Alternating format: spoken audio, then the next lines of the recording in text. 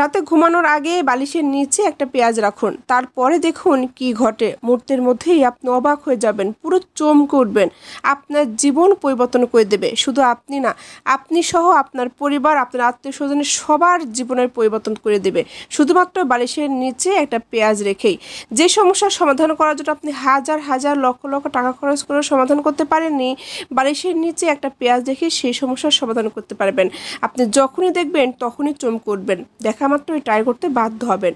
অবশ্যই পুরোপুরি জানতে হলে পুরো ভিডিওর সাথে থাকবেন। এটার জন্য দেখতেই পাচ্ছেন আমরা একটা পেঁয়াজ নিয়ে নিয়েছি, আর যে পেঁয়াজটা এখানে ব্যবহার করেছি একদম শুকনো পাকা পেঁয়াজ এখানে ব্যবহার করেছি।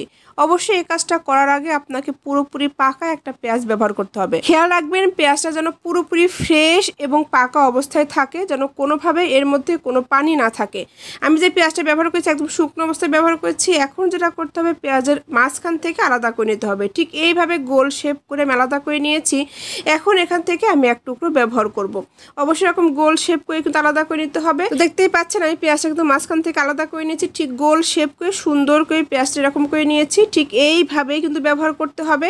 এখন এটার সঙ্গে আমরা যে জিনিসটা ব্যবহার করব সেটা হচ্ছে লবঙ্গ। আমি এখানে ফ্রেশ দেখে কয়েকটা লবঙ্গ ব্যবহার করেছি। 8 থেকে 10টা মতো লবঙ্গ হলে কিন্তু যথেষ্ট। তবে মাথায় রাখতে হবে লবঙ্গগুলো যেন একদম ফ্রেশ থাকে, মানে লবঙ্গর মাথায় ফুল থাকে। ফুলযুক্ত লবঙ্গ ব্যবহার করতে পারলে বেশি ভালো হবে।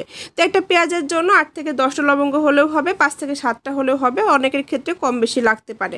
তবে যে লবঙ্গগুলো নিয়েছি আমি পেঁয়াজের মধ্যে খুব সুন্দর করে লাগিয়ে দিচ্ছি, একদম গোল শেপ করে।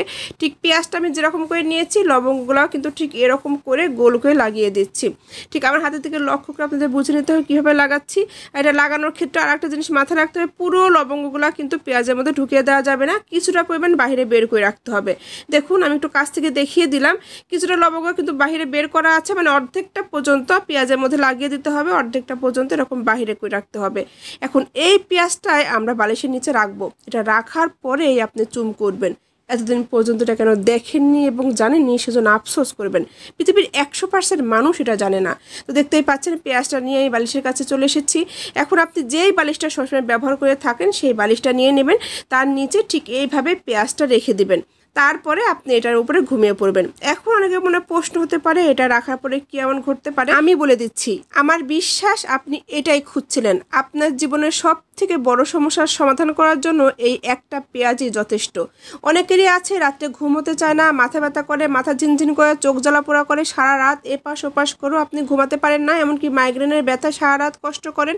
তাদের কিছুই করতে হবে না, শুধুমাত্র ঘুমানোর আগে একটা পেঁয়াজের সাথে এরকম লবঙ্গ লাগিয়ে আপনি যেই বালিশটাতে ঘুমান সেই বালিশের নিচে রেখে দিবেন। আপনি যখনই বালিশে মাথা দেবেন 1 থেকে 2 মিনিটের মধ্যে আপনি ঘুমিয়ে পড়বেন। সকালে উঠে দেখবেন আপনি পুরো ফ্রেশ হয়ে গিয়েছেন। আপনার সব সমস্যা চিরতরে দূর হয়ে যাবে। যতদিনের পুরনো মাইগ্রেনের সমস্যা হোক, শ্বাসকষ্টের সমস্যা হোক, অ্যালার্জিজনিত সমস্যা হোক, সব রকম সমস্যা চিরতরে দূর হয়ে যাবে।